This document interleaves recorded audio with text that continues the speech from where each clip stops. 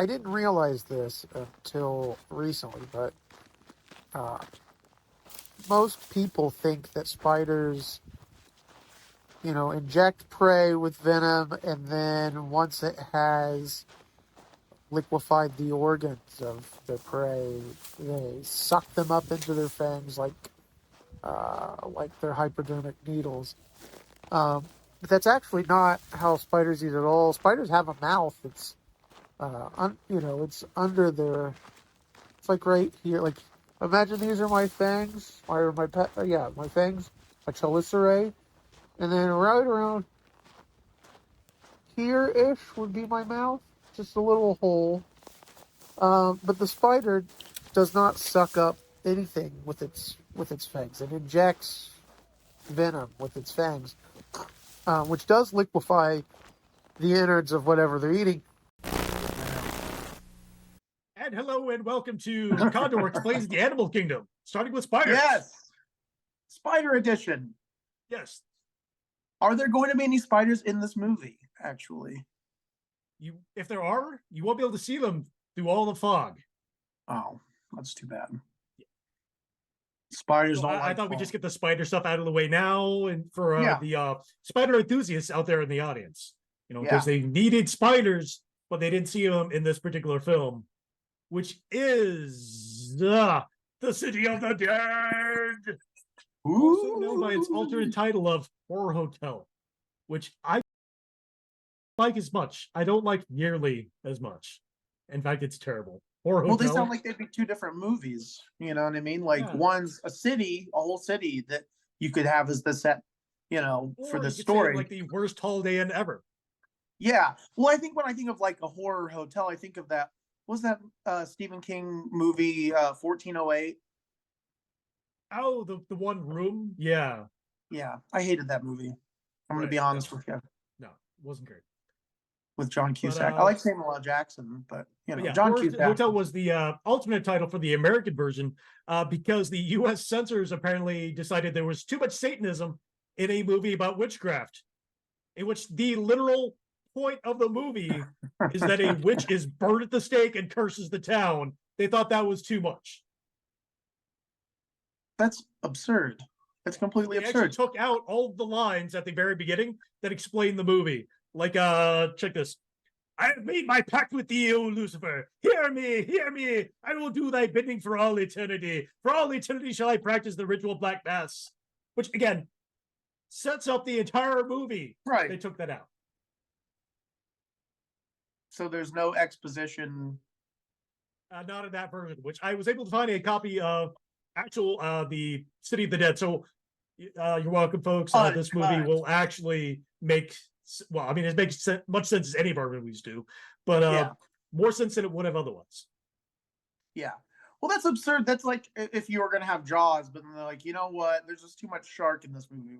We need to too much cut graphic some of the violence towards fish. So if you could just tone down the fish. Yeah. Can you possibly replace it with like something friendly, like a lobster? Hey, a lobster can, maybe pinch a finger off. That's the level that they were kind of setting. Yeah, exactly that. Yeah, that's silly. Censorship, it's one of those things where there's been such a roller coaster as far as how America deals with things that are considered to be profane by different groups, and sometimes people have the right intentions. I think they don't want people to be freaked out or whatever, but you should take that upon yourself. Like, that should be a personal decision that you make. That's why we have ratings and things like that. You think that, but you also have to look at it from the other perspective. After this, you had Night of the Hawk, again, witchcraft, then you had The Exorcist, and then you started having more of these kind of movies, and then you went straight into the Satanic Panic of the 80s. Yeah.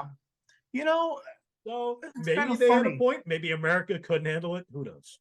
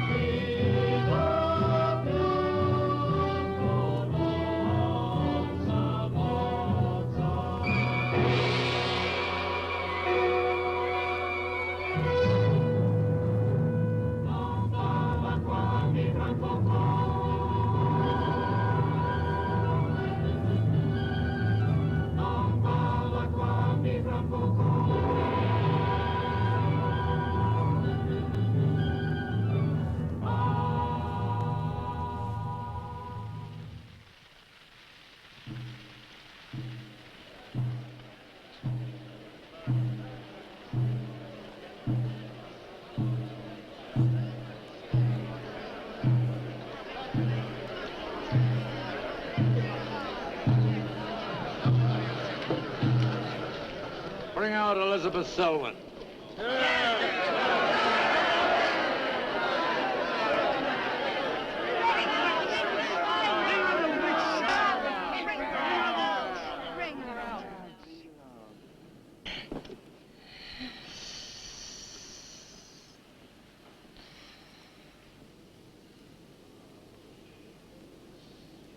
Witch!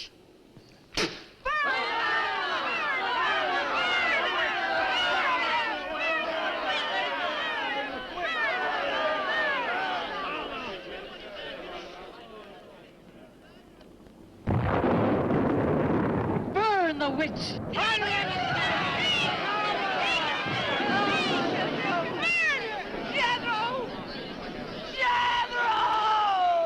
Jethro Kane, hast thou consorted with the witch Elizabeth Selwyn?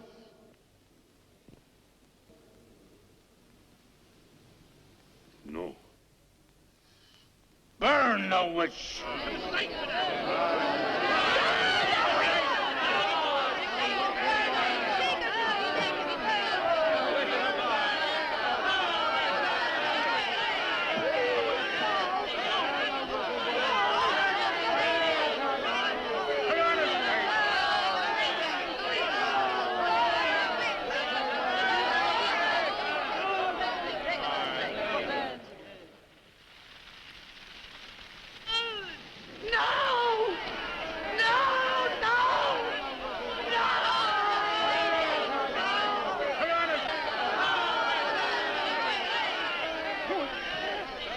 Help her, Lucifer. Help her.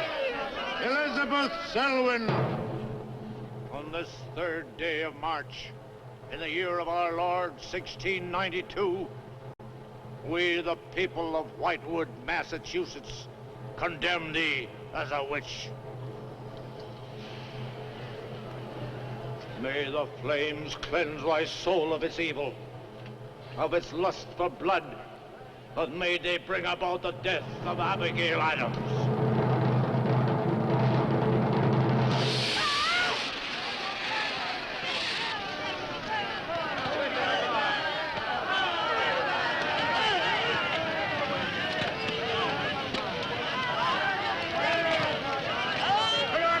Help her, Lucifer. Help her.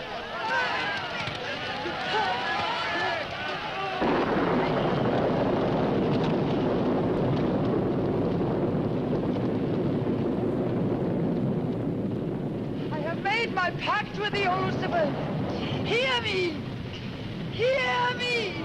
I will do thy bidding for all eternity. For all eternity shall I practice the ritual of Black Mass. For all eternity shall I sacrifice unto thee. I give thee my soul. Take me into thy service. Oh, Lucifer, listen to thy servant. Grant her this pact for all eternity, and I with her. And if we fail thee but once, you may do with our souls what you will. Make this city an example of thy vengeance. Curse it! Curse it for all eternity! And let me be the instrument of thy curse. Hear me, O Lucifer. Hear me! Making a curse. Curse? Burn!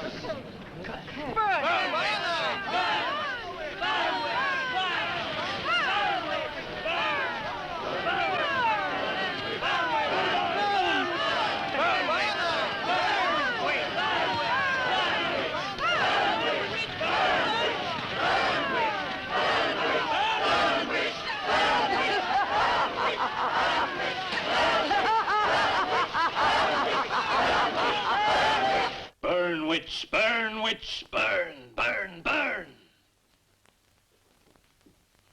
So shouted the people of Whitewood when they burned Elizabeth Selwyn in 1692. Though, as I've said, little is known today of the actual practice of witchcraft in 17th century New England, superstition, fear, and jealousy drove the Puritans to accuse their friends and relatives of consorting with the devil. Parading around huge bonfires, repeating vindictive chants, they consigned the poor creatures to the flames. The tortured souls cried out in agony as the flames mounted higher and higher. Burn, witch, burn, witch, burn, burn, burn. Dig that crazy beat. Shh. That will be all for today. Tomorrow will be my concluding lecture on the history of witchcraft in 17th century New England. I shall bring along some illustrations which I'm sure will interest you all. I'll bring the matches. Maitland! Since you chose to attend these lectures, I had hoped that it was in a spirit of scientific curiosity about the subject. That'll be all. Bill, how could you? He takes it all so darn seriously. He's got you all hypnotized. Oh, Miss Barlow. Yes, Professor. Can I see you for a moment, please? What about our date? I'll meet Look, I'll wait for you outside. Huh? you. Yes, Professor. Rather a difficult young man, that. I fear that you are more of an attraction to him than my poor efforts. However, I've been reading through your papers, Miss Barlow. They show a very sound appreciation of the subject. I want to go to New England to do my senior paper. Mm-hmm. They're really quite good, you know. Well, I'm not quite satisfied. I feel I need some first-hand research. I want to get the atmosphere. Find out how widespread witchcraft really was. What the witches were really like. Well, that might take a little time, you know. Well, I have the time. My brother and I were going to spend our vacation with our cousins.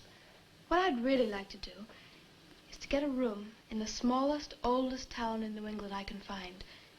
Check through all the town hall records. Recheck the libraries.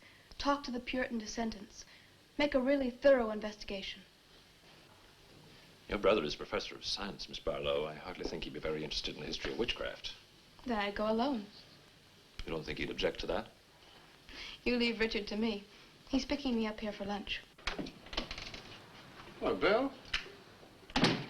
Professor Barlow. Nan here? Yeah, she's in there with him. Well, I don't like her getting mixed up in this witchcraft business. Why not? It's only part of her history course. I want to find out Professor how Barlow. widespread witchcraft really was. Before you go in there, could I have a word with you? Sure. Well, it's about Nan and me. Oh. If you're really serious about this, I happen to know of a town in New England. As a matter of fact, it's the identical place where the events occurred that I mentioned in today's lecture, Whitewood. It's quite a small place. It's a little bit off the beaten track, so maybe these directions will help you. Thank you. I think you might very well find what you're looking for there.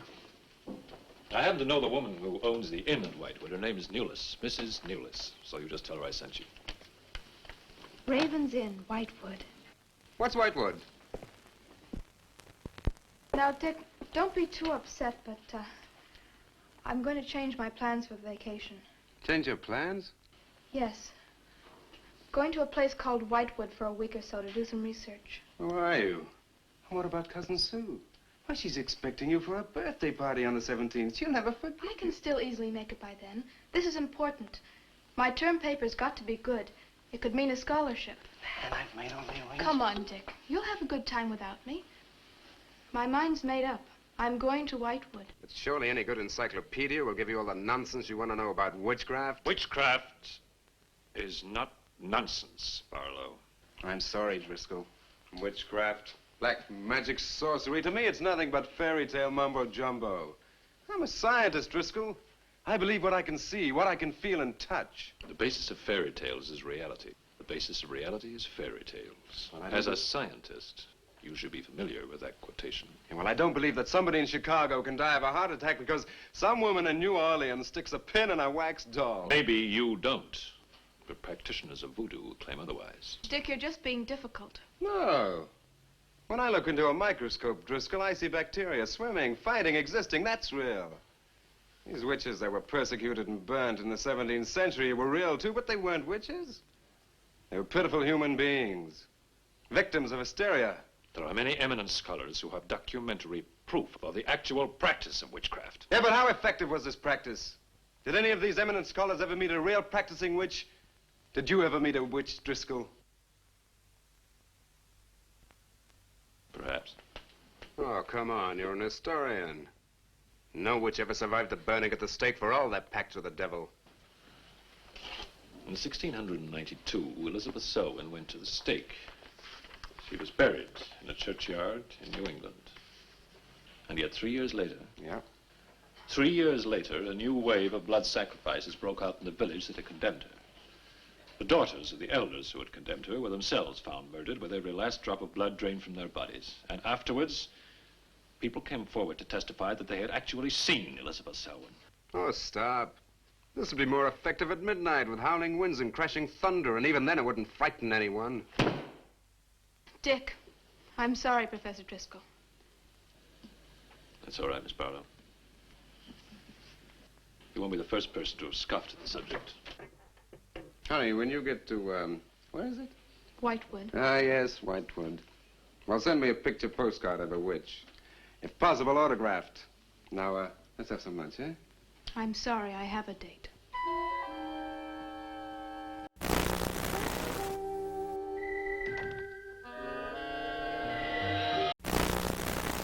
You know, maybe not everybody believes that demons are lurking around, and you know, I don't know. That's just me. But you will not see that in this movie. No, this is welcome to Whitewood, a place where the sun never comes up, the fog never lifts, and the current residents look suspiciously like the former residents, all of whom were tried for witchcraft and burned at the stake hundreds of years ago. Ooh. And that's another thing. I think people are more aware. What's that? Burning people? Yeah, I'm opposed. Yeah. Yeah, I think that people are more aware of those atrocities that took place during the witch hunt, Salem witch hunts. And I think that it's sort of being seen as like a cautionary tale, you know, and how people can get whipped up into a religious fervor. And, you know, and maybe this movie will sort of illustrate how the witches aren't usually who you have to worry about. You got to worry about all these people that are quick to burn other human beings alive. No, you have to worry about the witches. Oh, okay. All right. Yeah. So maybe this is more of a movie where, like, you know what? Maybe these guys had a point. Yeah. This movie is not pro-witch, no, or that witches are misunderstood. This is firmly, they were burned, and we're okay with that. Also with Christopher all right, Lee. well, you know, there's a place for movies like that too, and it's on our show. Yeah. That's what, you know, it's like we show so many movies that are pro-witch, and now it's like we got to show, you know, there are good people on both sides. The opposite, yeah. In which, yeah, these witches deserve to be burned, and they are, and they were, and yeah. And now we're gonna see it in beautiful. Is it in Technicolor? Is it in? No. Or is it black and white? Okay. Oh yeah.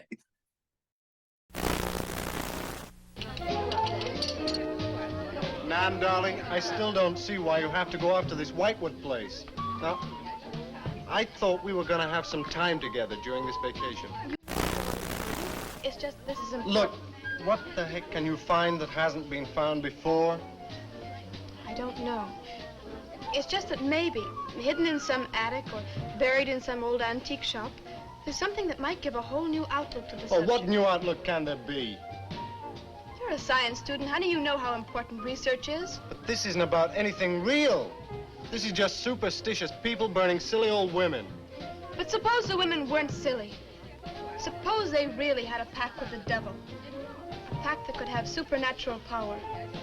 Oh, come on. What kind of power? I don't know.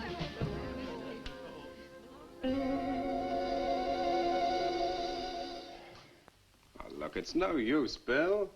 We've both tried our hardest to talk her out of going. Do you really think she will find anything worthwhile? Well, I think we have to respect her desire to find something new, even if we don't agree with the subject. Agree with it? I've never heard so much nonsense as that guy Driscoll talks in all my life. Well, here I am, all packed. Oh, I suppose there's nothing I can say will stop you from going, huh? Yeah, well, I'll put this in the car.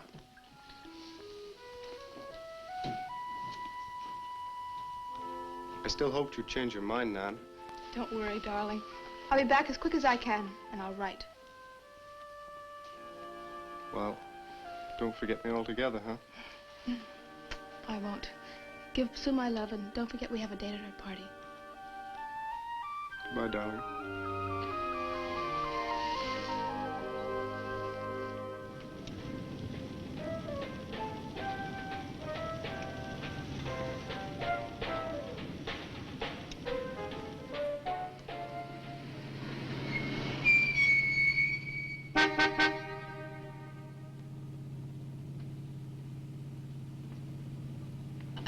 Excuse me, can you help me? I seem to be lost. Sure, if I can. I'm looking for the Wamport Road. Wamport Road? Hardly anyone uses that anymore. Well, my friend gave me the directions. Take Road 28A, turn onto the Wamport Road, bear left at the fork through to Whitewood. Whitewood? Am I that far away? No, ma'am, not far. Not many God-fearing folks visit Whitewood nowadays. If I were you, I'd... If you'll excuse me, I'm in a hurry. Which way is it? Well, follow this road about 2 miles. You come to a fork. There'll be a sign, Wamport Road. Turn left, keep straight. There'll be Whitewood. Thank you very much.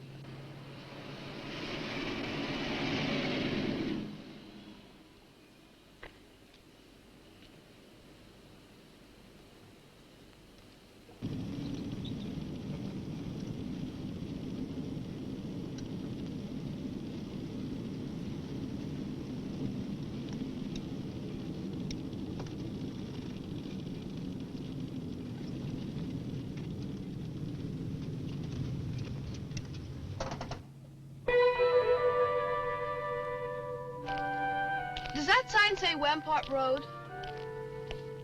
Wamport Road, yes. Oh, good. I was afraid I missed it. Is it Whitewood you seek? Yes. I, too. Would I be imposing if... No, of course not. Get in. Thank you.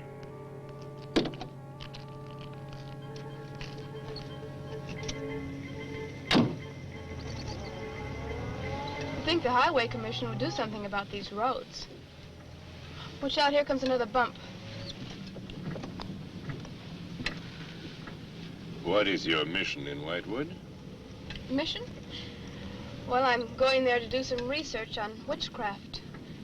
Professor Driscoll gave us some very interesting lectures on the subject, and I'm going there to get some original source material. Do you know Whitewood? I've known it for many years. Do you go there often? Fairly often. Oh, then you must know the Raven's Inn. I shall be resting there. Oh, so shall I. Oh, my name's Nan Barlow. My name's Jethro Keene. Pleased to meet you. Pleased to meet you.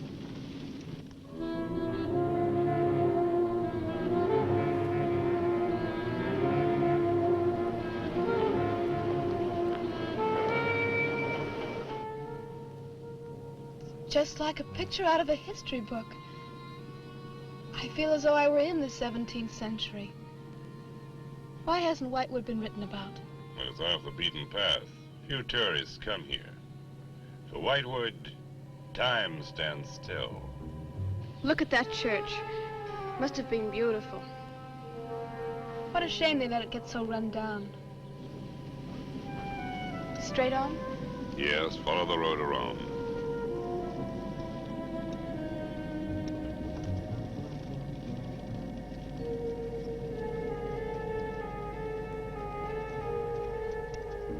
Ah, there it is.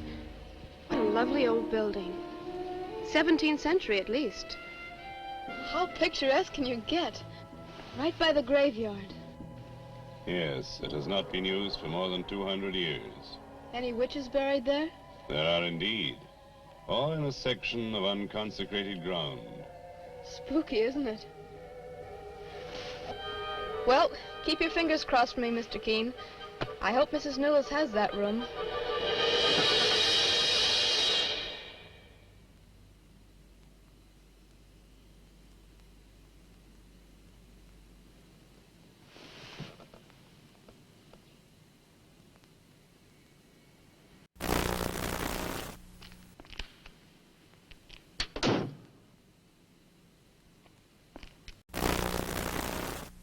I'm sorry, I have a date. Her brother and her boyfriend, both such jerks. Yeah. But The great Christopher fans Lee. of Rob Zombie might recognize Christopher Lee's opening words: superstition, fear, and jealousy. From That was my first Dracula, Hellbelly Deluxe. That was my first thought. Yeah. Great song. Christopher Lee, he does a good job hiding his accent, very well. Yeah, so it's actually something interesting. Although quite a few of the actors in this film are British. The movie itself is set here in America, so they all had to speak with American accents, which they do break every so often, but he does do a really good job of it. But the other interesting thing is, even though it's set here in America, there are no recorded instances of witch burning here in America. Yeah, so they were all from Europe. So it was kind of an interesting choice to set it here, is what I'm saying. Yeah, that's strange that they did that. Weird choice. Yeah, we were more of a fan of hangings, or dunking them in freezing water, or torturing them more so than burning them. Pretty much.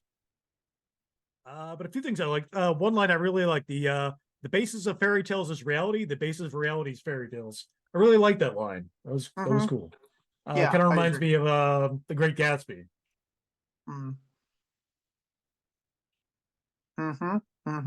Yeah.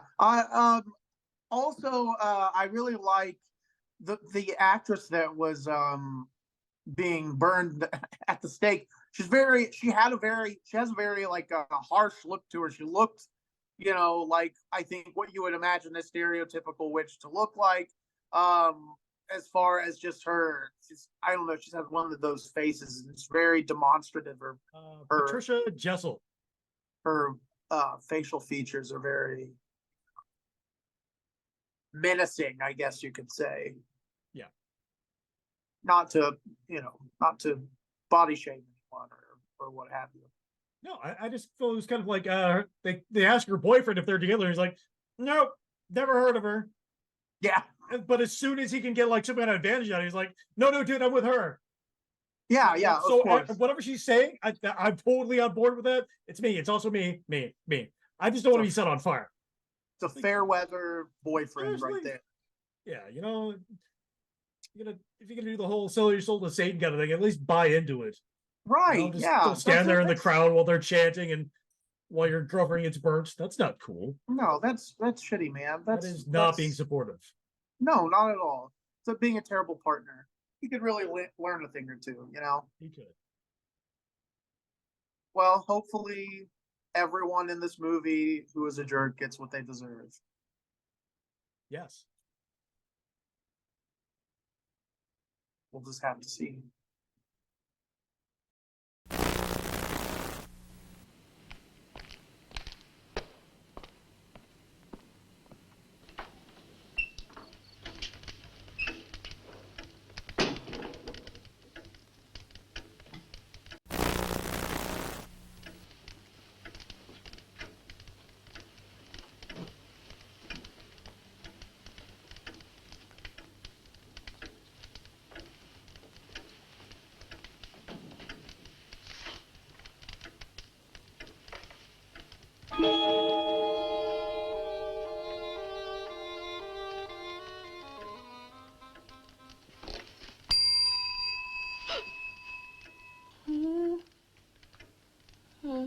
Oh, I didn't hear you come in. Are you Mrs. Newless? Oh, I'm Nan Barlow. I was told I might find a room here. I was recommended by a friend of mine, Professor Driscoll. Perhaps you know him. That will be all, Lottie.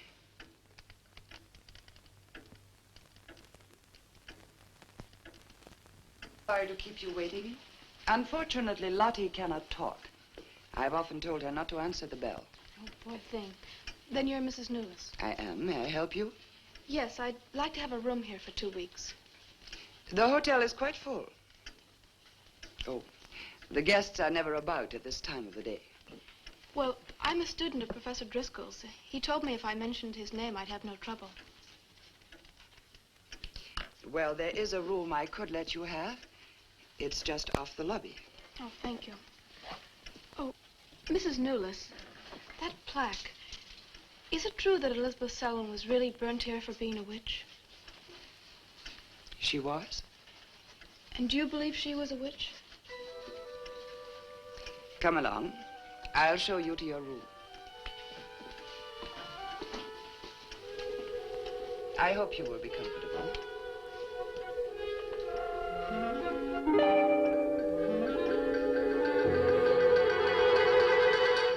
it is a nice room. The previous occupants have always found it most agreeable. Well, if there's anything you should need, just ring the bell for me at the desk. Thank you.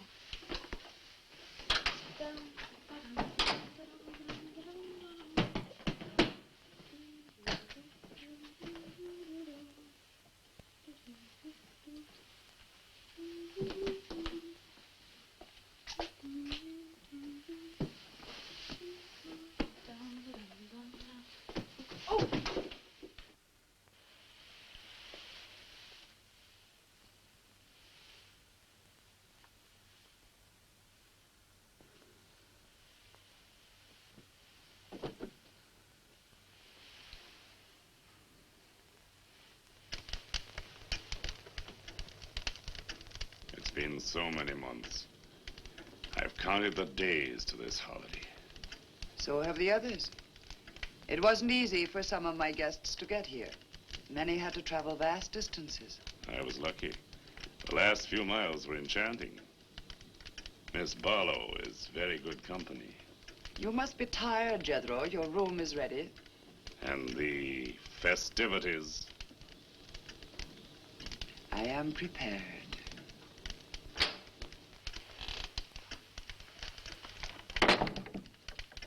Oh, Mrs. Newless. I thought I'd have a short look around town. I won't be gone long.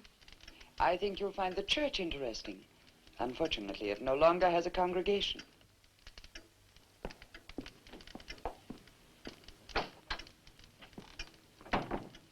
He will be pleased.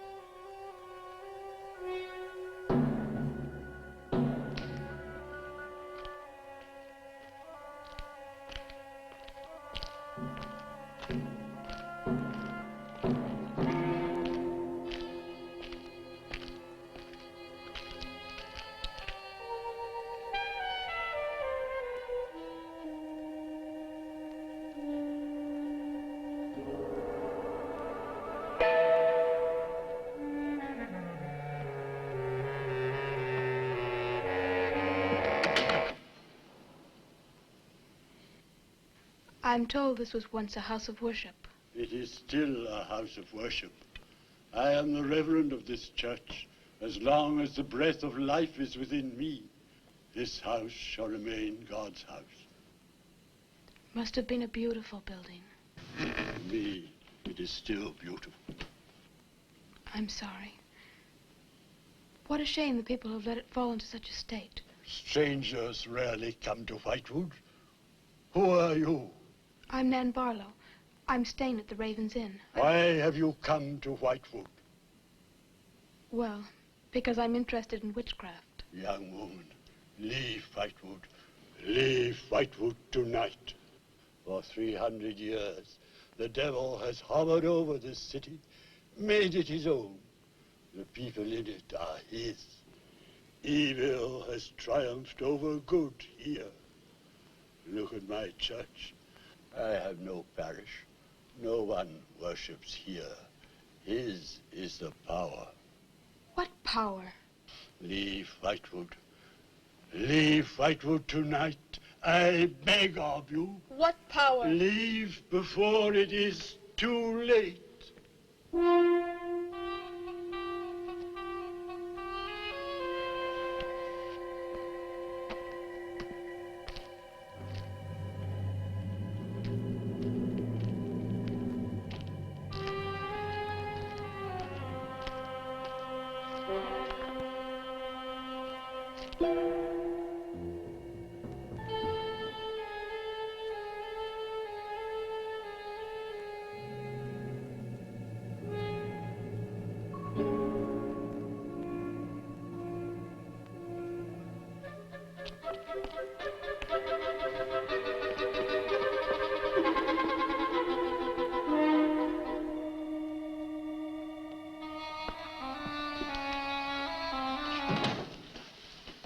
Good evening.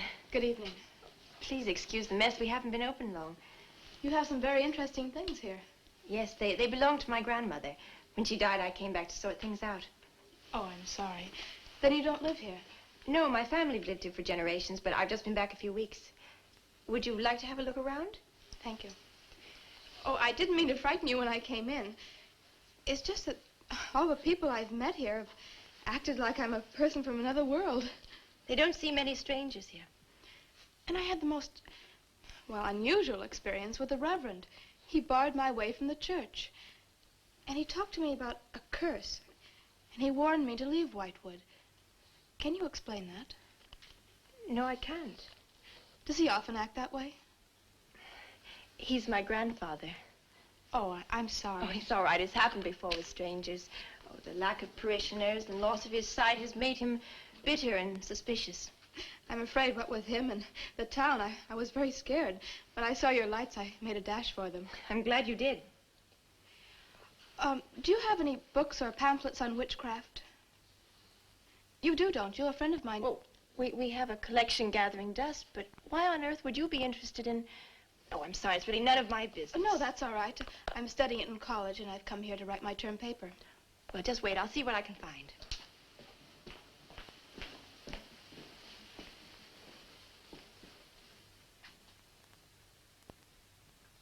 That's Elizabeth Selwyn, burned as a witch, March 3rd, 1692. Yes, I know. I saw the plaque in the lobby of the hotel. You're staying at the Ravens Inn? Yes. It was recommended to me by a friend of mine, Professor Driscoll. Alan Driscoll? Yes, do you know him? No, but my grandfather speaks of him. His family come from here. Oh, I didn't know that. Here, I think this will do for a start. What a lovely locket. May I see it? I believe it's quite old. Oh, it is. You're very lucky. I'm even more lucky to have found this. A treatise on devil worship in New England. This must be a very rare book. I'm afraid I couldn't afford to buy it. You can borrow it, if you like. Oh, could I? That would be wonderful. I promise I'll bring it back in a few days. You're very welcome, Miss, Barlow. Nan Barlow. Nan Barlow. Thank you very much. Good night. Good night.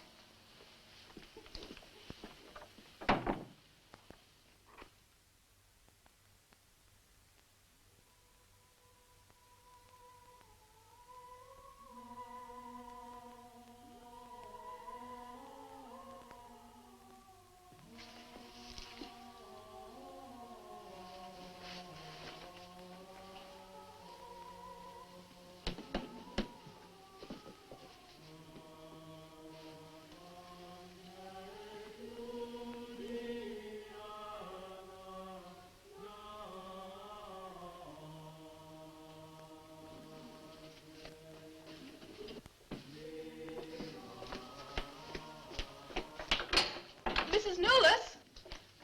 Mrs. Newless? Yes, Miss Barlow? I've heard some strange noises in my room.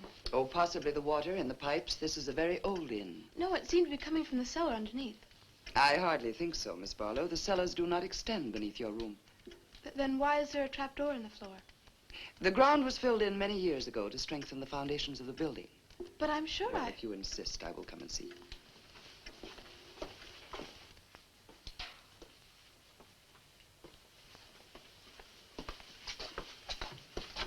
I don't hear anything. Well, just a few minutes ago. Never mind, I'm sorry. You're welcome. But you can see for yourself there is no ring in the trapdoor because there is no reason to lift it. There is nothing underneath but earth.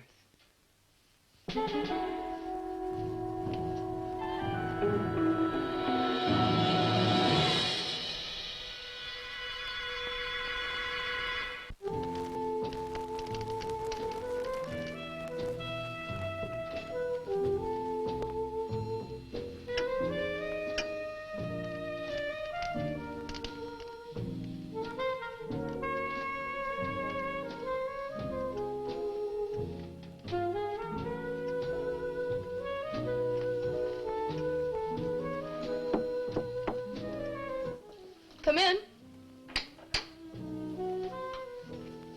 Oh, hello, Lottie. Come in.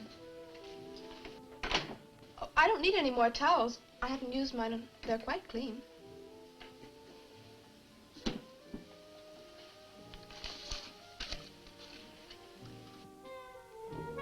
Lottie, I've told you before not to bother the guests. Miss Barlow, I thought you might care to join the others. I will as soon as I finish my notes. I'll put some clothes on and join them. A treatise on devil worship in New England. Well, do you find this interesting? Why, it's fascinating. The things I've learned. I bet you don't know the half of it. And you live right here on a spot where the witches were actually burnt. Listen to this. On Candlemas Eve, February 1st, in the year 1692, a coven of witches, a coven that's 13, some men, some women, whose power came from the devil, gathered beneath the Raven's Inn to perform a black mass in the honor of Lucifer. The witch Elizabeth Selwyn, later to be burnt at the stake, marked a young girl for sacrifice by obtaining an object of value belonging to her with which to call her, and leaving in its place a dead bird and a sprig of woodbine. The witches sacrificed her on the altar and drank her blood at the hour of 13. What's the hour of 13? Personally, I have never heard a clock strike more than 12. Now, how about joining the dancing? In a little while, I promise.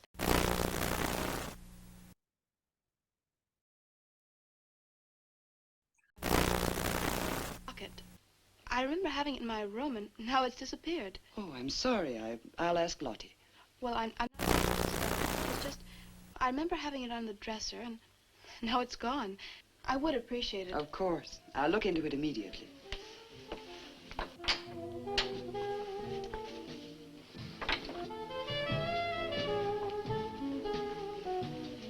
Lottie, I have warned you too often about annoying our guests. If you disobey me again, I shall turn you out. And if I turn you out, there will be no place for you anywhere. You do understand, Lottie, don't you?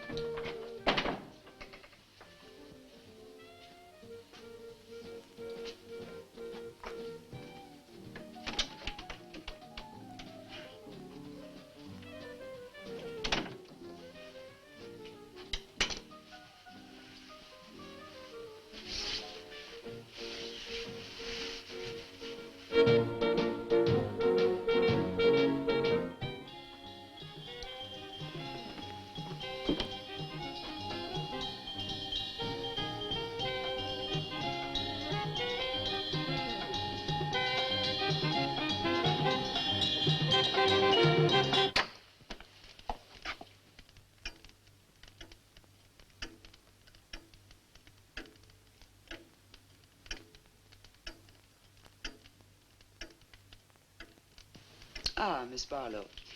I'm afraid Lottie is nowhere to be found, but I will inquire about your locket first thing in the morning. Oh, thank you. Where is everybody? Most of the other guests have gone to services. Services on the 1st of February? Candlemas Eve. The night when the witches mocked the rituals of the church. Are you all right, Miss Barlow? Yes, quite.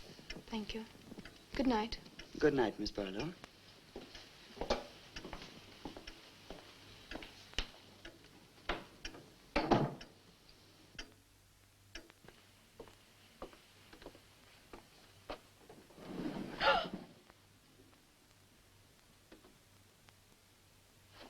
Mrs. Nolas! Mrs. Nolas! Mrs. Nolas!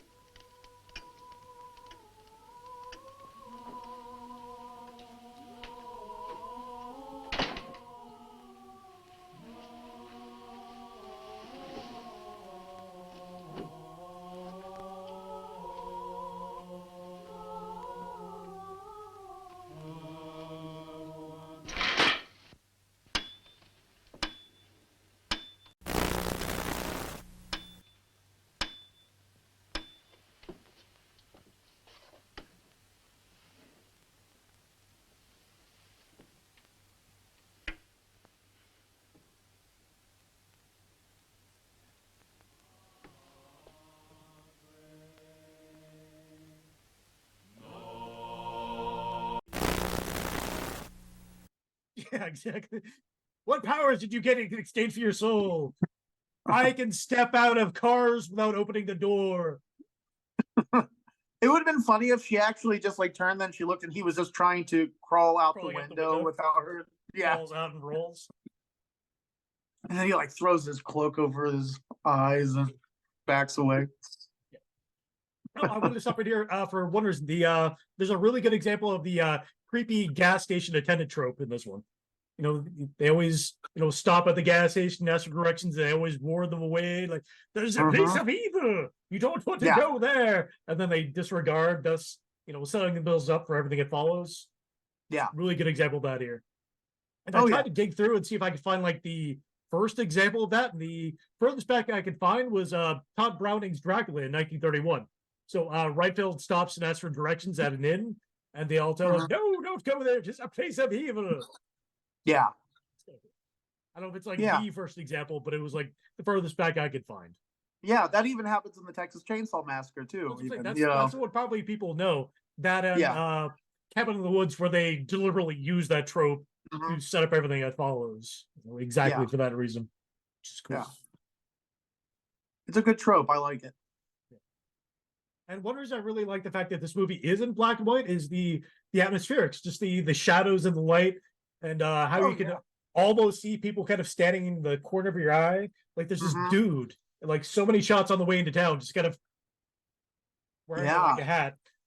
Just kind of cool. Yeah, for sure. There's some movies that I feel like being colorized actually hurts them. I mean, like it's very jarring to watch Night of the Living Dead in color. It's very strange. No. Yeah, it's not. I've never been able to watch it all the way through because it's too unsettling for me. It's just it's weird. No. But Roger Corman seems like he kind of copied the same sort of atmospherics for Haunted Palace, which we did show. And while City of the Dead isn't based on Lovecraft itself, it definitely has that same sort of small town feel where secret societies go into the background. There's some kind of overall occult sort of stuff going on, which is cool. And weird John Carpenter kind of did the same thing with his riff on that in The Mouth of Madness. Again, same sort of witchcrafty, occulty kind of stuff going on. Yeah. Which is, I always like that trope of the town that's got a lot of skeletons in its closet, figuratively and literally. It's a good one. But yeah, so far I'm liking it. I think everyone's doing a good job and they're selling it pretty well. Christopher Lee. Can't go wrong with Christopher. You can't go wrong. No. Thanks for one movie. There is one, and I can't remember the name of it, but it's really bad. I couldn't watch it all the way through. It does have Christopher Lee. It's something to do with the world ending. Anyway, I'll probably cut this out because I don't remember what the name of it was.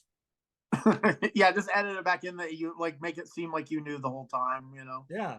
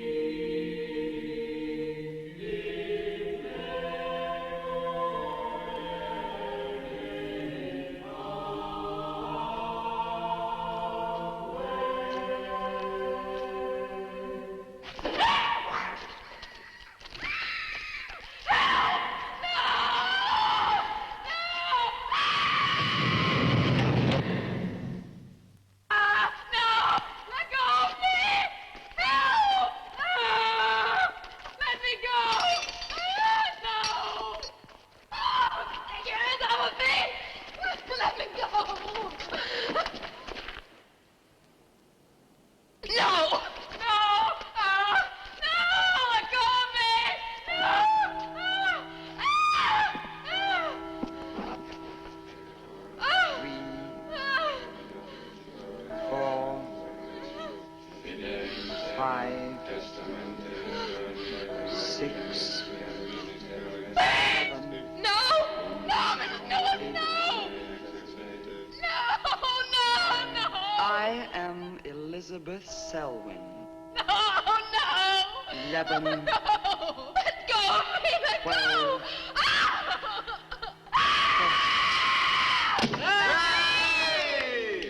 Happy birthday to you. Happy birthday to you. Happy birthday, dear Susie. Happy birthday to you.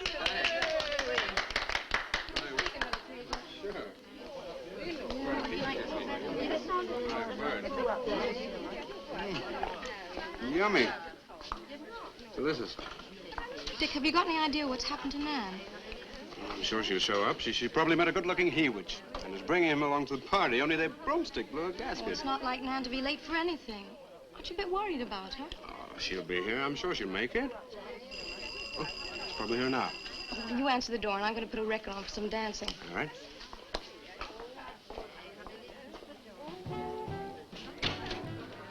Hi, Dick. Bill. Oh, what's the matter? You expecting somebody else? Oh, yes, Nan. Look, come in, come in. Well, Nan, didn't she hear yet? We made a date to meet here before she left for Whitewood. Well, she probably got held up. Look, give me your coat, huh? Ah, Nan was never late for anything in her life.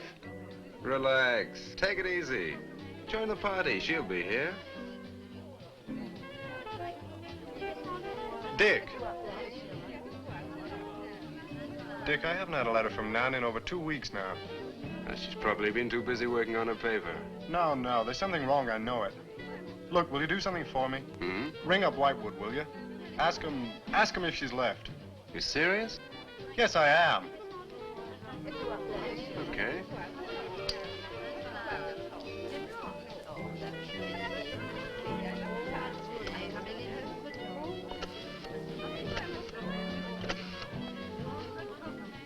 On a long distance? I'd like to speak with Miss Nan Barlow at the Raven's Inn, Whitewood. No, I don't know the phone number. What? Didn't she give you the phone number? Oh, I know, but that's my sister.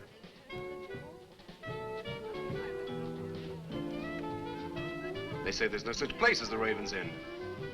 But that's crazy. She's staying there. Give me the police.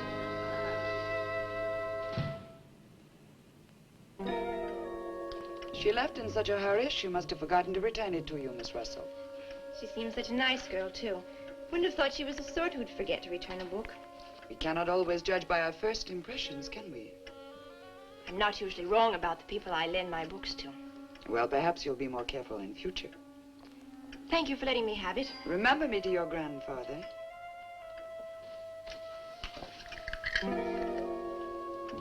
Lottie, get out of the way, you clumsy creature.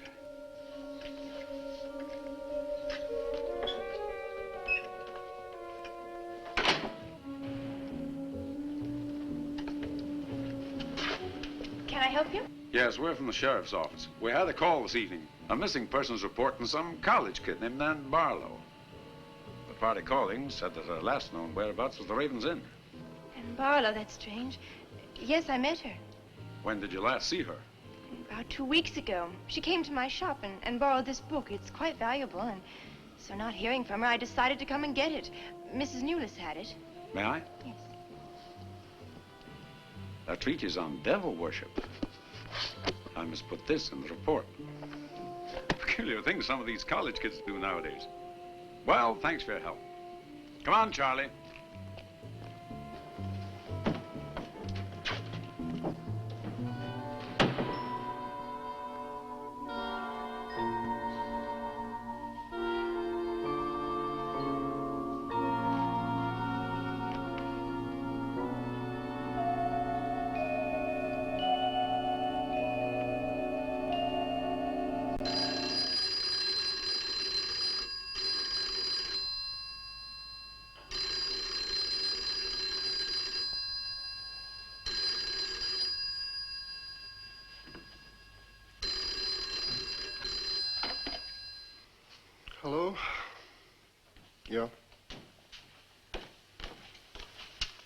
police.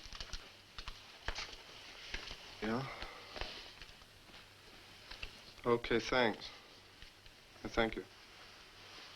Well? The police sent a car out to the Raven's Inn. Nan checked out 2 weeks ago. I don't get it. Well, neither do I. Look, these are Nan's books and papers. Go through them. See if you can find anything which might give us a lead. I'm going to pay a visit to a colleague of mine.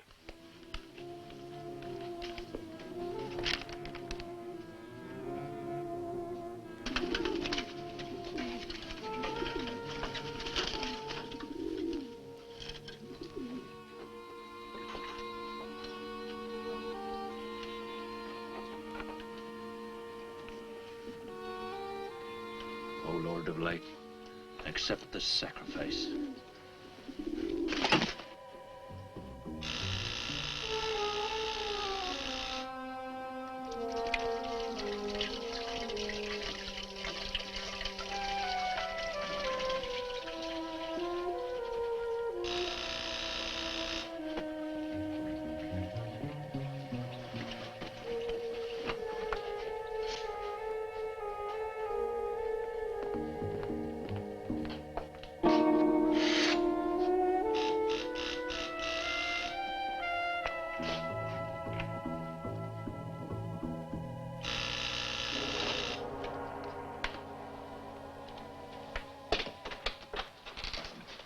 Barlow.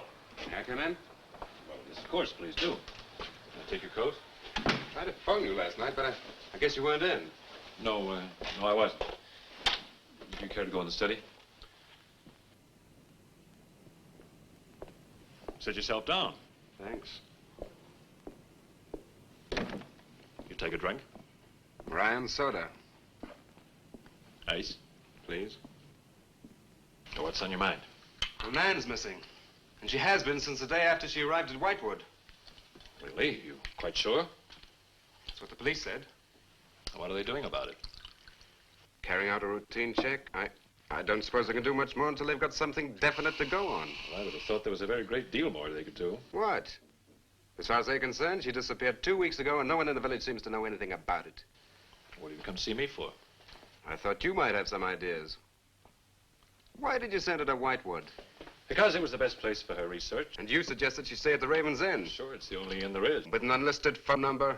The inn has its own clientele, Barlow. It doesn't need to advertise. How do you know it so well? Because I was born in Whitewood. I see. And you'd have every reason to believe she'd be perfectly safe in going there. I have no reason to suppose that she wouldn't be. Nan struck me as being perfectly capable of taking care of herself. Yeah, I grant you that, but why hasn't she come back or let us know? Look, Barlow, I can understand your anxiety, but I'm quite sure there's nothing for you to worry about. Nothing at all. She's probably got absorbed in the subject and gone off someplace. I wish that all my class had her application. Yeah, well, I'm going to find out where this application led her. I'm going to retrace every step Nan took. I'm either going to find Nan or know what happened to her.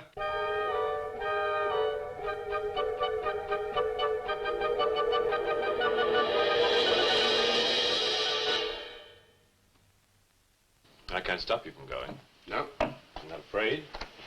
Afraid? Why? Well, if anything did happen to your sister and somebody else went along to try and find out about it. Same thing might happen to them? Possible.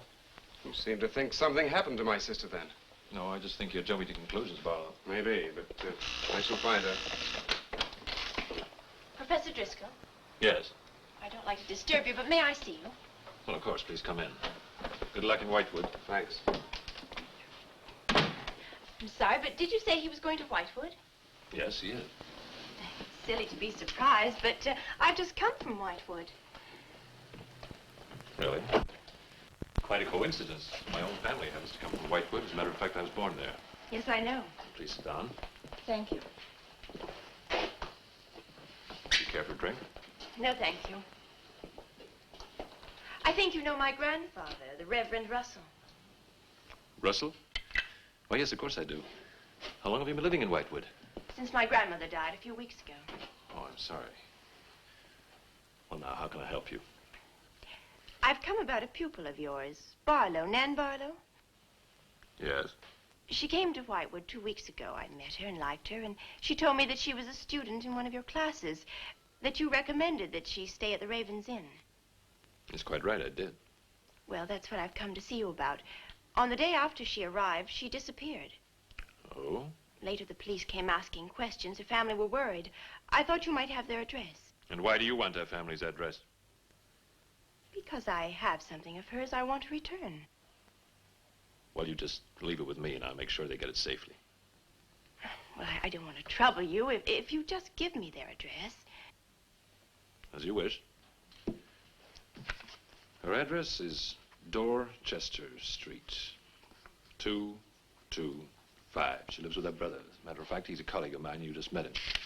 He was leaving when you arrived.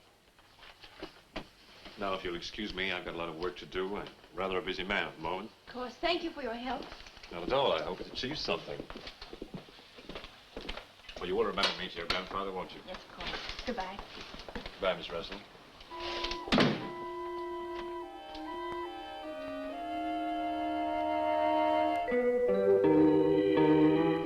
Yeah, that's Nan's locket, all right. As far as I know, it's unique. I gave it to her. Where did you get it? The servant at the inn gave it to me. It was strange. I don't think she wanted Mrs. Newless to know I had it. Mrs. Newless? Well, she runs the inn. Well, why did you come here, Miss Russell? I found this. It's Professor Driscoll's notepaper. I found it in the pages of a book I lent your sister on her first evening in Whitewood. When she didn't return it, I went to the hotel. What was the book? An old book. Book about witchcraft. Do you believe in it, Miss Russell? I don't know. Sometimes I almost think I live with it. Live with it? It's an obsession of my grandfather's. Up till now, I didn't take him very seriously. He's an old man. But now I'm beginning to wonder if what he says isn't true. What does he say? That there's something evil about the village.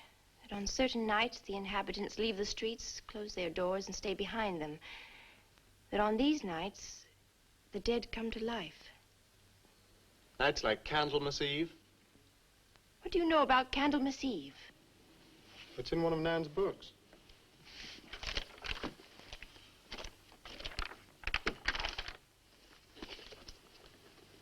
I don't believe it.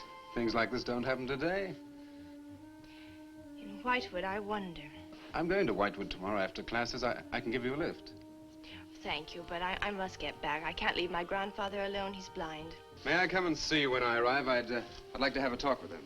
Please do. It's the house next to the church. Goodbye. Bye. I'll see you to the door.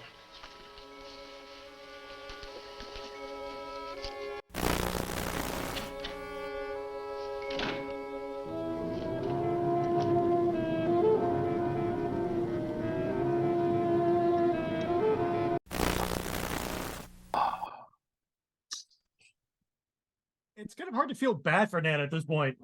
Like, so I'm doing this research on, devil worship, and let's see.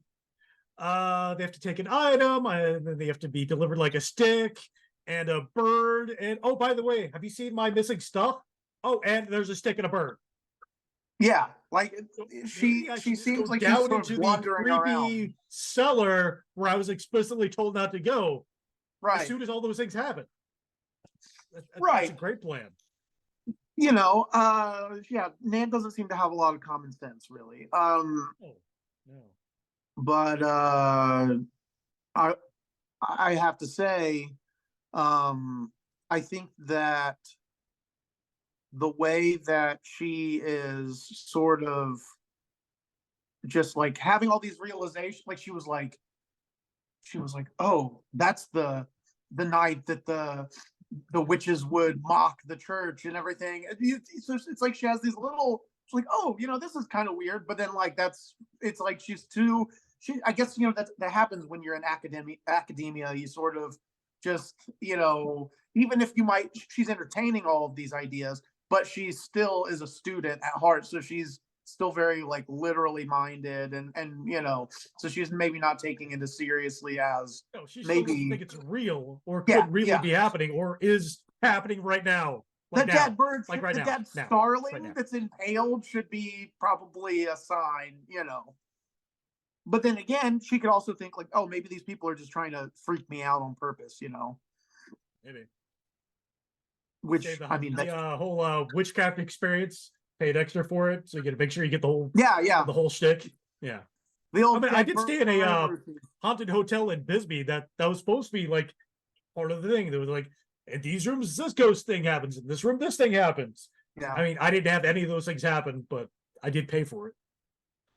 Yeah. Well, they should have just maybe rattled some chains around. That would have been fantastic. That would have felt like less of a schmuck who paid extra for a thing that didn't happen.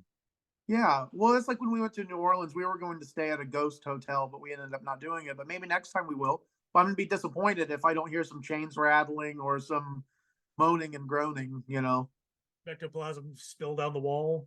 Yeah. Of course, I have been to plenty of hotels where there were strange groanings and moanings coming from the other room, or strange goo stuck to the walls. I've been to some before of just, no ghosts. But someone once said that, you shouldn't fear the dead, you should fear the living. And, I think that that's pretty true. People are weird enough as it is without being undead. Correct. A lot of And freaks in this out movie, there. you should fear the living who were once dead but are now alive, because she's probably going to die.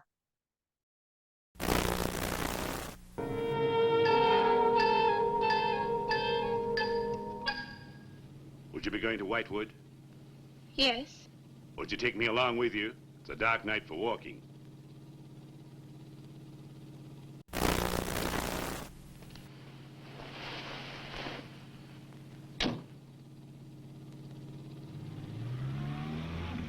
You're the Reverend Russell's granddaughter, aren't you? Yes, how did you know? I know a great deal about Whitewood. Have you ever been there? Now and then. Never seen you.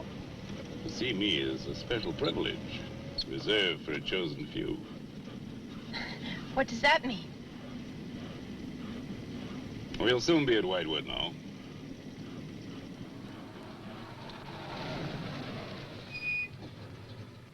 This is as far as I go. You will...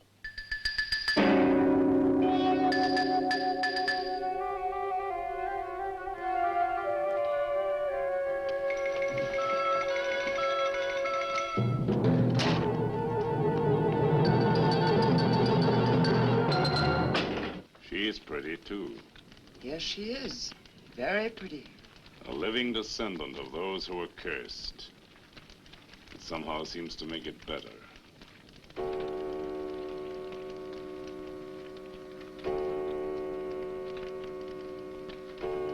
Another day. And tomorrow. The witch's Sabbath.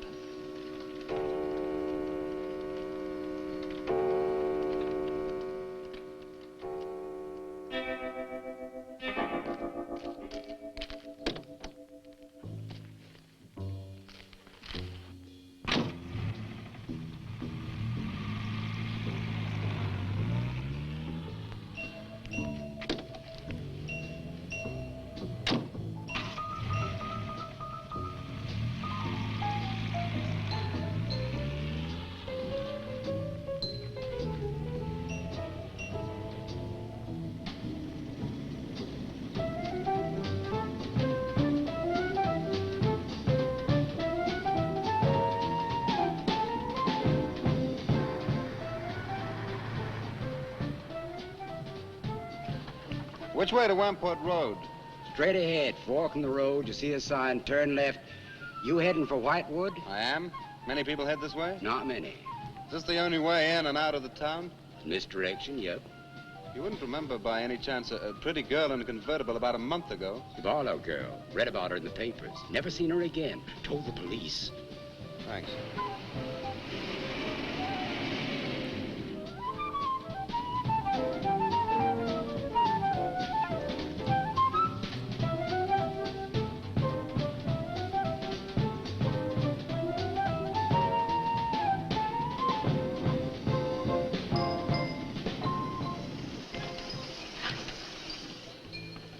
Could you tell me the way to Whitewood, please? Another one. Straight ahead, fork in the road, you see a sign, Wamport Road, turn left, takes you right in. Well, thanks. Let me warn you, young fella, they don't like strangers in Whitewood. Okay, fine. Thanks very much.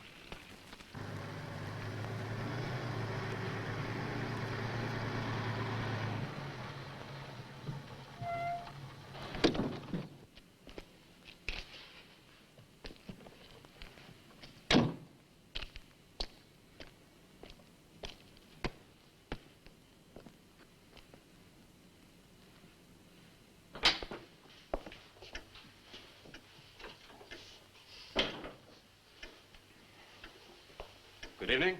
Good evening. I'd like a room, please. The inn is closing.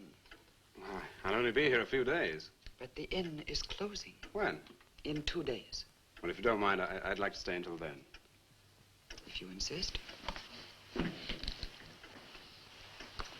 Could I have the same room my sister had? Still available, isn't it? Yes, it's available. Mrs. Newless, you told the police that my sister checked out. You are mistaken, Mr. Barlow. I told them that on the morning of February 2nd, I went to her room and found it empty, her bed not slept in, her luggage and car gone, and her bill unpaid. Well, you can put the charges on mine. When was the last time you saw her? On the evening of February 1st. It was shortly before midnight. She'd been in the lobby here dancing with some of the guests. She seemed to be enjoying herself. Did any particular guest pay a special attention to her? And not that I noticed. Your sister kept very much to herself. You know why she came to Whitewood?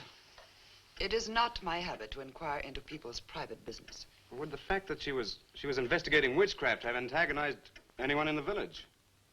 Hardly. There have been other students here, you know. Besides, your sister was a very agreeable and likable young woman. Well, have you any idea where she might have gone? None. Thank you. Now, may I see the room? As you wish. It is this way.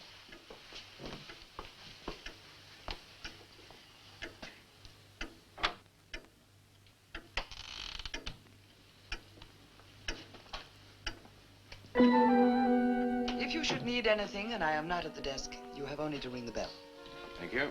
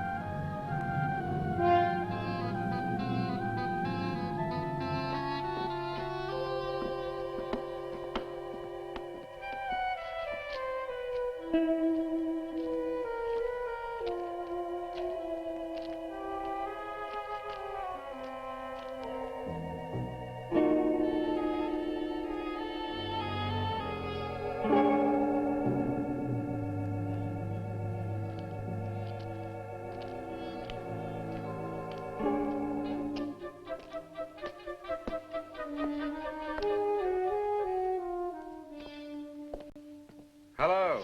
I'm so glad you've come. I saw your car outside the Ravens Inn earlier. I wondered what had happened to you. I've been talking with Mrs. Newless, and then I took a walk around the village. Find out anything? Everyone here seems to be afraid of something. And you don't think it's just my imagination? I don't know. Who's to say where imagination ends and truth begins? It's nothing tangible. It's just the way they look at you. I felt it too. May I see the book that Nan borrowed? Yes, I put a marker between the pages where she must have stopped reading. Just sit down and I'll tell my grandfather you're here. Thank you.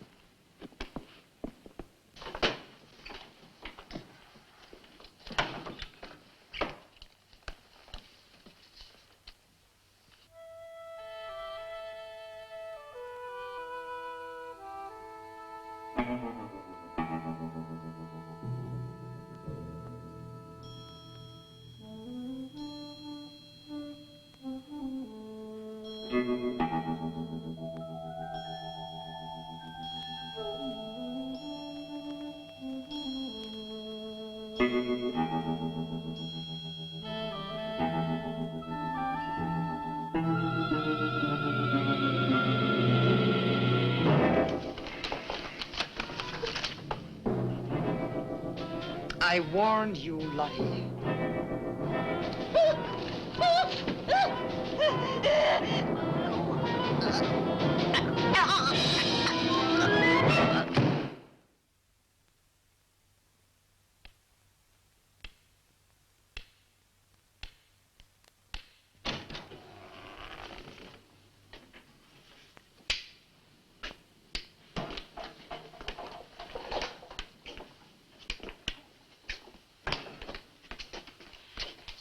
Grandfather, this is Mr. Barlow. How do you do, sir? God be with you. Shall we sit where we'll be more comfortable? Here's your chair, Grandfather. You must be tired. I am very tired. I have little strength left these days for the fight. Won't you sit down? I'll make some coffee. The fight against what, Mr. Russell? Against the evil that besets this village. The people are creatures of the devil. They know no other God. You mean they worship Satan here? Today? Satanism was never stronger than at the present time. For 200 years, the people of Whitewood have carried out rituals that mock the church's teaching. I find it very hard to believe, sir. Do not doubt, my son. It is real enough. For years, I struggled against the witches. Their master took away my sight. Seems incredible. I have tried to convince others. They too found it unbelievable. But I know these people have a pact with the devil to worship him and do his works. In return, he gives them eternal life. Eternal life? Aye. And to seal this bargain, they must sacrifice a young girl on 2 nights of the year. When are these nights, sir? Candlemas Eve and the Witches' Sabbath. Candlemas Eve, that's February the 1st. And when is the Witches' Sabbath? Tonight. Now you know why I came to see you. I had no idea it was so late. May I have a rain check on the coffee? I'd like to have a few words with Miss Newless again. Of course. Good night, sir. Good night. I'll see you to the door. God be with us. Miss Russell, do you think that Nan's disappearance is connected in some way with these witches' ceremonies? Yes. Well, I'd like to come back later if I may. Please do. And my name is Pat. Oh, mine's Richard. I think I feel better now you're here. Well, I'm going to stay until I find out what's happened to Nan. Take care.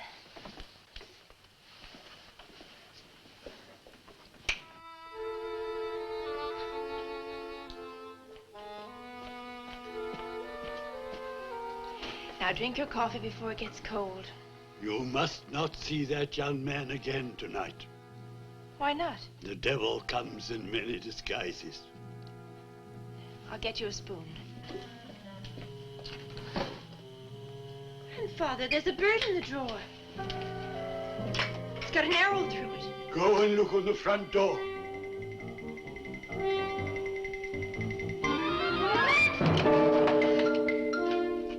It's a sprig of woodbine. Shut the door! Shut the door, quickly! Grandfather, what does it mean? Now listen, my darling. This is their sign. The witch's sign. What can we do? We must leave here. Leave here immediately.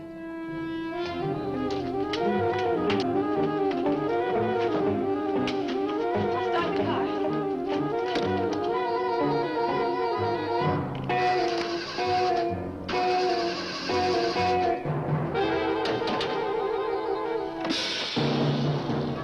Something's wrong. They've wrecked the car. Barlow! Phone Barlow!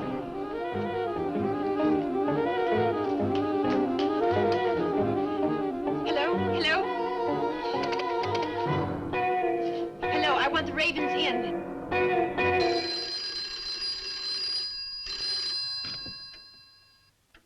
Yes, Mrs. Newless. Mr. Barlow. That for me? Yes. Hello? Dick? Dick, I'm in terrible danger. We've got to leave Whitewood at once. Danger? But from what? We've got to leave... Pat! Dick, help me! Patricia! Pat!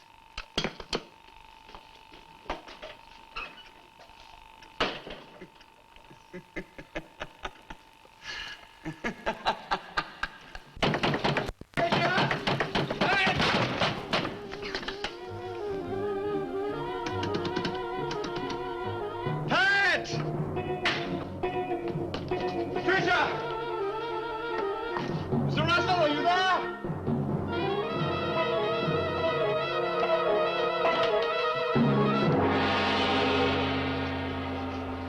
Wilson.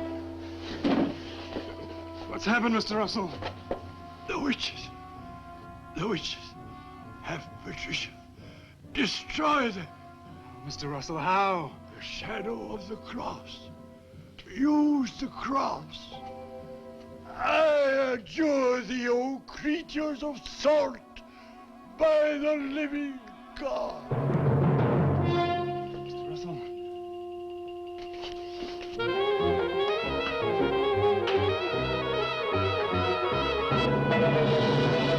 Maitland! Maitland, what's happened?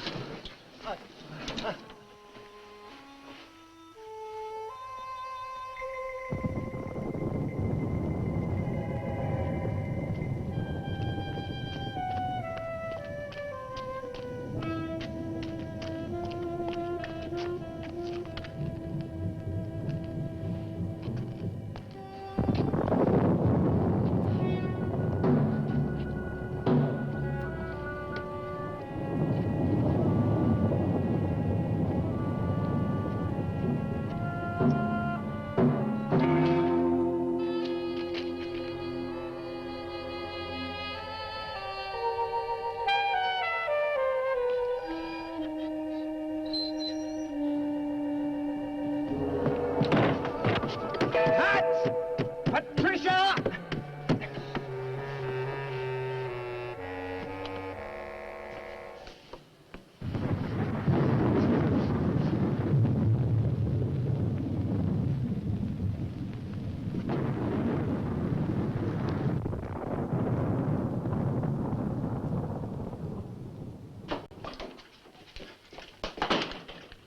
Hello. Hello, operator?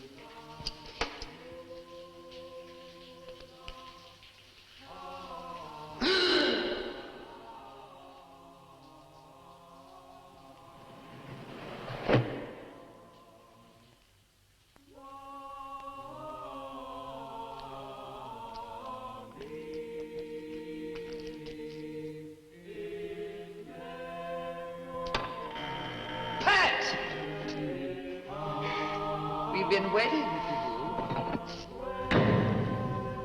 Dick, these are the dead who killed Nan. Barlow.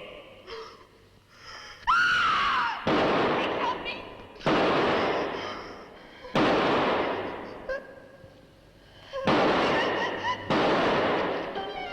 Come on, Pat, where? Dick!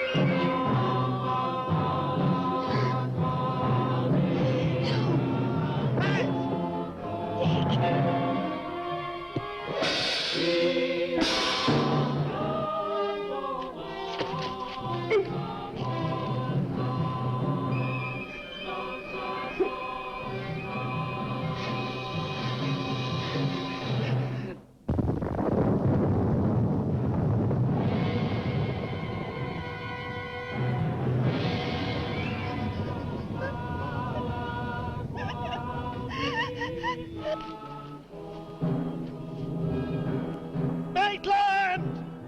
Get to a cross! A cross! A shadow of a cross!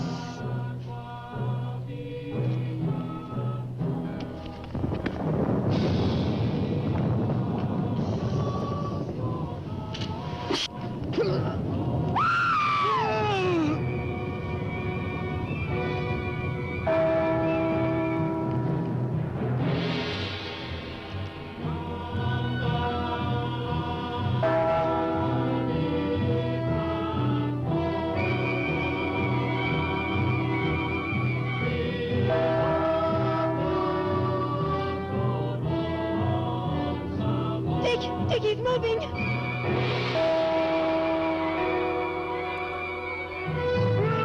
Lift the cross!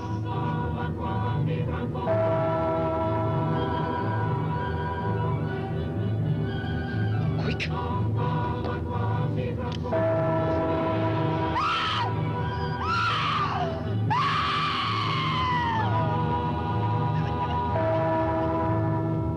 Creatures of salt! I adjure thee by the living God!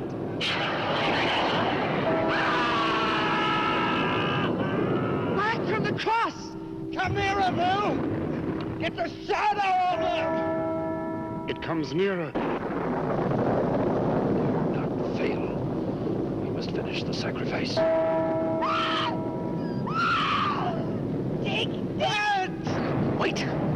Wait for the hour of 13.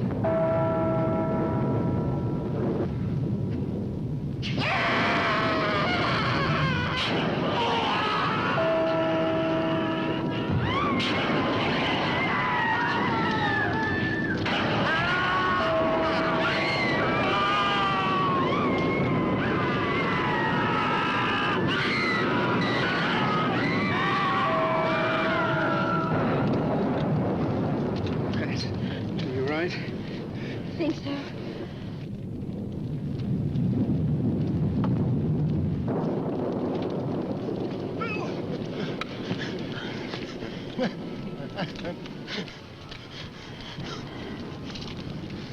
Got a score to settle with Mrs. Lewis.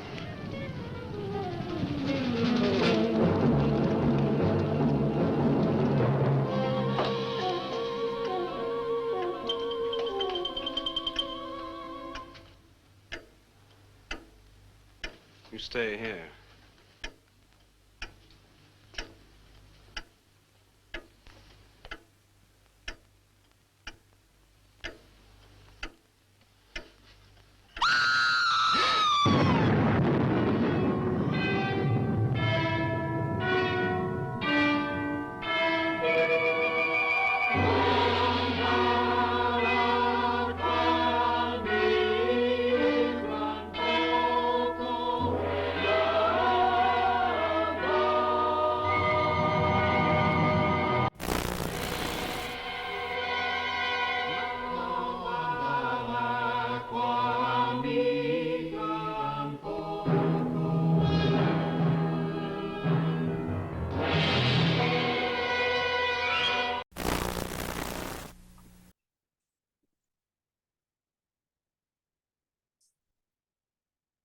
Poor Nan. chance. She didn't stand a chance. Interesting. It's kind of similar to what we talked about Night of the Living Dead. Nan is set up as the protagonist of the movie. She's there through the entire thing. She's got enough reason to know what's going on. She has enough knowledge to know what's going on, and she's still dead halfway through the movie. Yeah, just like Jack in Night of the Living Dead. The two of them are driving to the cemetery, and you get to know them and their backstory and everything's going on, and then he's dead. Yeah.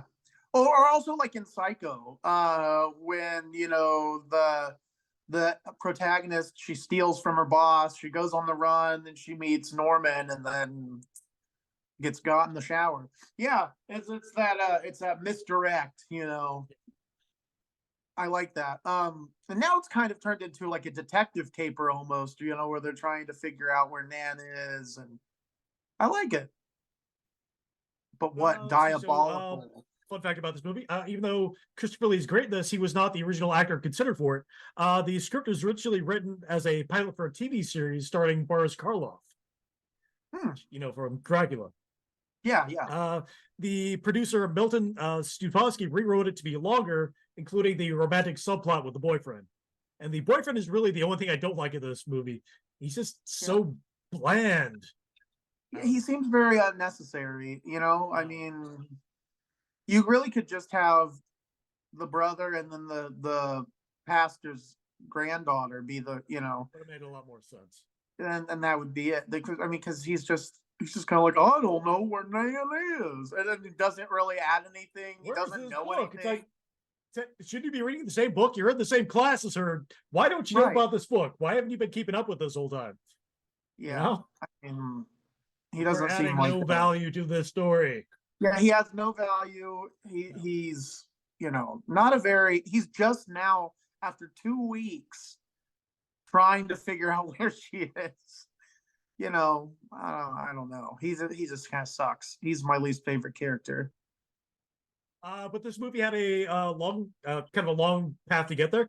The American producers, Stubowski and Rosenberg, originally reached out to Hammer Films, because that was getting popular at the time, with a script idea for a Frankenstein movie. And Hammer liked it. They liked it so much that they stole it and turned it into Curse of Frankenstein. So, but they didn't give up. They actually moved out to Britain and formed Vulcan Films, which is listed in the credits of this. And then Vulcan Films initially ended up as Amicus, which is not as popular as Hammer, but they are doing a Kickstarter right now to bring it back, which is kind of cool. Oh, cool. Yeah. Nice. Yeah. Kind of reinventing the British horror, which is neat. Yeah. But Amicus is really only known for Dr. Terror's House of Horrors and The House That Dripped Blood and Tales from the Crypt, but not Tales from the Crypt that most people are thinking of with the Crypt Keeper. But Tales from the Crypt, a same sort of format. It had it was an anthology series in which all of the main people were dead, and it kind of explained how they died. Just still kind of cool, but that's not interesting. Yeah, the Crypt Keeper, Yeah, there's a podcast that's like that, and I can't remember what it's called. That we'll have to edit it back where, like you did with like we were talking about with the movie that you couldn't remember that you didn't like with Christopher Lee. But there's some podcast that's a similar premise. Literally, the title of that movie was what I thought it was, which is The End of the World. Oh, okay. It's a Christopher Lee. It's about the end of the world. It was called The End of the World. It's literally kind of that on is all it kind was. of an on the nose title, but it was exactly that. But it is not good. I got about halfway through, and the world had not ended. And Christopher Lee was definitely not used to the extent he could be used. It was just. I hate that when an actor that you have is very like as talented as him, and then they're not utilized very well. No, it's always it completely was not. I was expecting a lot more world ending. It did not, or maybe it did at the very end, but I couldn't do it. Yeah, if it's gonna be, that there's got to be that payoff. If it's gonna be about the end of the world, you need to have it. Come on. I mean, this is Christopher Lee, the dude who was still doing heavy metal albums when he was 91. Yeah, exactly. No, I can see him being like a metal screaming doomsayer. I can imagine. Gee, that would have been fantastic. I would have watched that all the way through. Yeah, this was not that. No, I think he was either playing the role of Professor again, or maybe he was the alien, but either way, I was just a little, I can can't do see him those. being I an can't alien. commit to He it. has a sort of reptilian countenance about him, Yeah. Let's get back to it.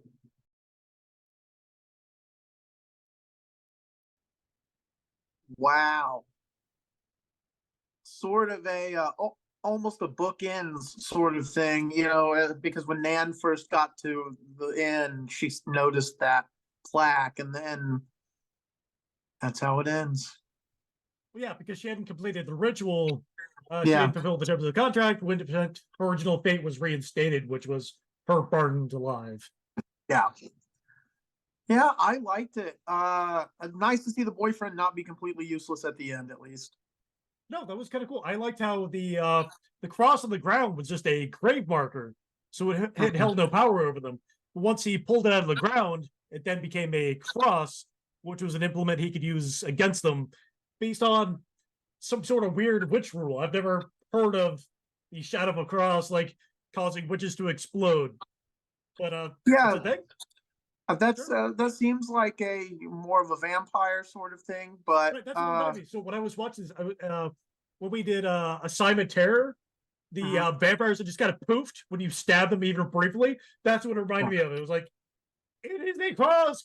The shadow could be falling over me based on the light sources that don't exist, but potentially the shadow was falling over me. You know what I always thought was funny was on Buffy the Vampire Slayer that they had. That was actually the first thing I'd ever watched where vampires would turn into dust when they died. And I remember thinking, like, why would they do that? But then I was like, oh, okay, this is actually just a way to alleviate them having to dispose of the bodies after they kill. TV show. Yeah. It was to avoid the rated X that most horror movies, were getting. If you had any kind of blood or guts or dismemberment, all the things you would have had in Buffy, that they conveniently did away with by just having them poof into dust. Yeah. But, same sort of deal. I liked it. I think that there's something to be said about the weaponization of Christianity. I mean, it ended up working out really well for them in this case. But I also think that, and this is me probably overanalyzing as I am wont to do, but the beginning of this where they're burning the witches at the stake, like, yes, of course, they, in this particular case, they are doing horrible, satanic cult stuff. But I think it should open up a dialogue about what happens when you victimize someone and they eventually strike back. And that's what happens in this movie, and that happens in real life where you see someone who is victimized and then sometimes they end up creating victims of their own.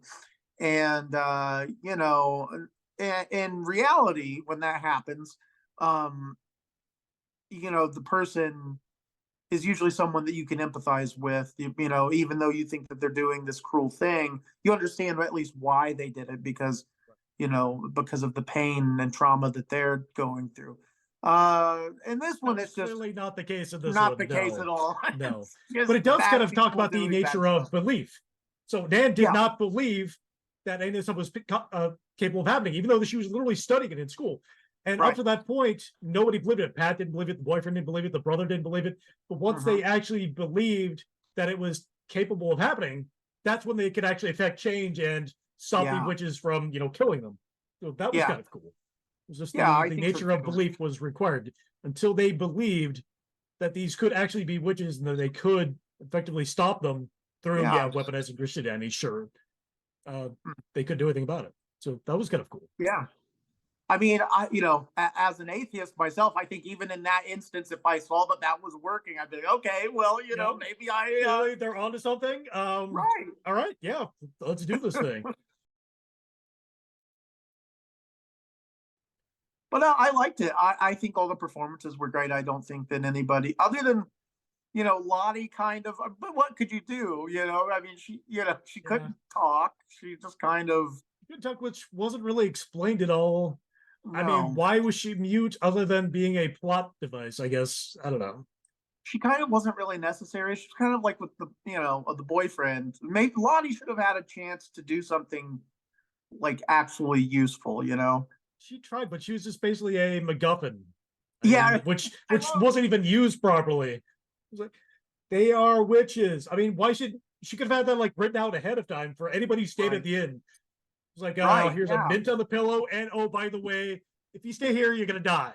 But also, if they knew she was doing that stuff, why'd they keep her around to begin with? She's just they didn't even sacrifice her. They eventually said, we caught you. They're kind of just like 200 years for this. Yeah, they're kind of just like, Lottie, you stupid oaf, like, right, you clumsy idiot, if they get kept out her of around here. long enough, she'd eventually conform to their witchy ways. Really solid performance by Christopher Lee. Christopher Lee, 7.5 more horror films, Dracula 9 times. He personally thought his best film was Wicker Man, which is great. Classic, yeah. And he was one of the inspirations for not Sherlock Holmes, James Bond, along with children's book writer Ronald Dahl. Really? I didn't know that. Yeah. That's interesting. Christopher Lee, British service. Yeah, armed services. Oh yeah, I guess that makes sense. Well, I was gonna say, like, imagine. I think his first cousin. I think it was his first cousin was Ian Fleming, who wrote the James Bond books. Yeah. That's interesting. I mean, I can see. I could in another career path situation. I can see it. Because he's a tall, formidable man. He was, an attractive gentleman. He has a very striking countenance, I think. I can see it, but it's kind of funny. It makes me wish that they would have done like more of a gothic. I don't know how they would have done it, like a gothic 007 movie. Yeah. Yeah, no. They could have tied that in with. Well, there could have been stuff with like you could kind of do sort of what Indiana Jones did with Temple of Doom, where you have not only is there, you're dealing with Nazis, you're dealing with all these guys, but then there's also a supernatural aspect to it, So maybe they could have done that for James Bond. Maybe James Bond could have been more like, it's espionage and what have you, but then you find out there's a cabal of all these. Oh, and he fought Satan evil forces for the glory of the Queen. Yes. I mean, I would watch that. That would be kind of cool. No. Hey, it could happen. There are worse films out there. Oh, there definitely are. And we're gonna show them on here until, in eternity. This is the plan. All right. So speaking of eternity, what are we ending this thing on? Satan rules. No. No. I don't know. Keep going. Try again. Maybe like you should probably, if you find a dead bird in your room, you should probably not trust Christopher Lee. Okay, we can go with that. So if you're studying a particular subject, you're writing a dissertation on it, you know everything about it, and those exact events start happening, maybe you should pay attention to your own research. That kind of thing. Right, yeah. Well, that's the thing. You immerse yourself in your subject. You have to weigh whether or not, it may seem unbelievable, but seeing should be believing. So if you're seeing it, believe it. But it doesn't matter because they're just going to stab you and sacrifice you whether you believe it or not. That's student loans. Correct. Yeah. All right. And with that, this guy Condor. is, and I am Crow, and this was our show. And if we don't see you before Halloween, have a good Halloween and, have lots of treats and hopefully nobody tricks you. Or throws a rod. Try to appease the undead spirits with trickery and ask them for candy. Yeah. Goodbye and good night. No. He is large, but he is not full-sized. No, this bee is trying to bite my face off, but it's fine. For the groundhog. Yeah, for the groundhog. That's not the giant one, what a baby. No, it's not the giant one. No. This one can still walk. The other one kind of waddles like an alligator. Yeah, they waddle. Yeah. And gallop. He gallops majestic. Yeah. Are you guys friends?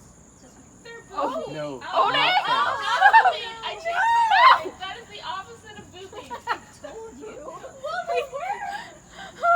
Cute, and then they Guys, got violent. They're probably siblings. They're probably just playing. But what if he was trying to murder him? Well, that's what He's like, like just looked at me. He turned and looked like Cain and Abel. We made eye contact. I know.